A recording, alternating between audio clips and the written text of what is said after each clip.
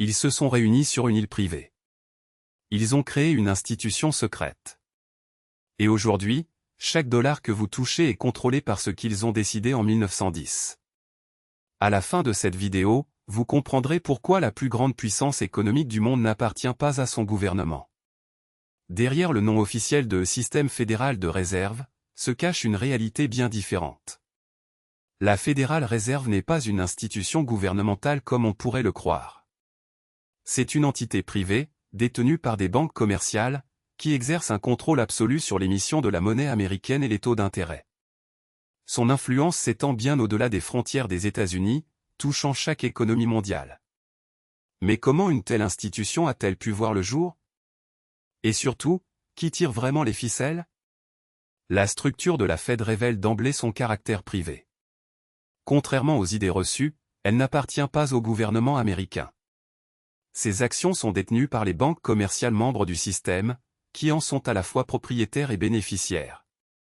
Chaque banque membre détient des actions dans sa banque fédérale régionale, et touche des dividendes annuels. Ce modèle diffère radicalement des autres banques centrales, comme la Banque de France ou la Banque d'Angleterre, qui sont des institutions publiques. La Fed fonctionne comme une entreprise privée avec un monopole légal sur l'émission de la monnaie américaine. Mais ce qui la rend unique, c'est sa capacité à créer de l'argent ex nihilo, simplement en tapant sur un clavier d'ordinateur. Ce pouvoir, conféré par le Congrès en 1913, lui permet d'acheter des obligations d'État et d'injecter des liquidités dans l'économie. Le contrôle de l'émission de la monnaie américaine n'est que la partie émergée de l'iceberg. La Fed influence directement les taux d'intérêt, ce qui affecte non seulement l'économie américaine mais aussi l'économie mondiale. Lorsque la Fed augmente ou baisse ses taux directeurs, c'est toute la planète qui tremble. Les marchés financiers mondiaux réagissent instantanément, les devises fluctuent, et les économies émergentes peuvent être plongées dans la tourmente. Mais comment une institution privée a-t-elle pu acquérir un tel pouvoir? La réponse se trouve dans sa création, en 1913, lors d'une réunion secrète sur l'île de Jekyll. Pendant 9 jours, les plus grands banquiers et hommes politiques américains ont élaboré le plan d'une nouvelle banque centrale. Leur objectif, créer une institution capable de contrôler l'économie nationale et, par extension, mondiale. Un plan qui a fonctionné au-delà de leurs espérances, mais qui soulève aujourd'hui des questions éthiques et démocratiques fondamentales. La controverse autour de la Fed ne date pas d'hier. Son fonctionnement opaque et son influence sur les décisions politiques en font un sujet de débat permanent. Les critiques dénoncent son manque de transparence, son indépendance vis-à-vis du gouvernement et son pouvoir exorbitant. Ils pointent du doigt les conflits d'intérêts potentiels entre les banques privées propriétaires et l'intérêt public. Mais la question la plus brûlante reste celle de la création monétaire.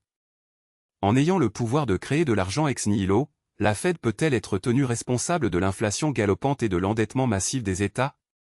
Certains économistes affirment que ce système monétaire basé sur la dette est intrinsèquement instable et condamné à l'échec. D'autres défendent la nécessité d'une banque centrale indépendante pour maintenir la stabilité économique. Une chose est sûre, le débat est loin d'être clos, et l'avenir de la Fed reste incertain. La Fédérale Réserve, loin d'être une simple institution gouvernementale, est une entité privée qui exerce un pouvoir immense sur l'économie mondiale. Son monopole sur l'émission de la monnaie américaine, son influence sur les taux d'intérêt et sa capacité à créer de l'argent ex nihilo en font un acteur central dans les affaires économiques mondiales. Mais son fonctionnement opaque et son indépendance vis-à-vis du gouvernement soulèvent des questions cruciales sur sa légitimité démocratique et son impact sur l'inflation et la dette nationale.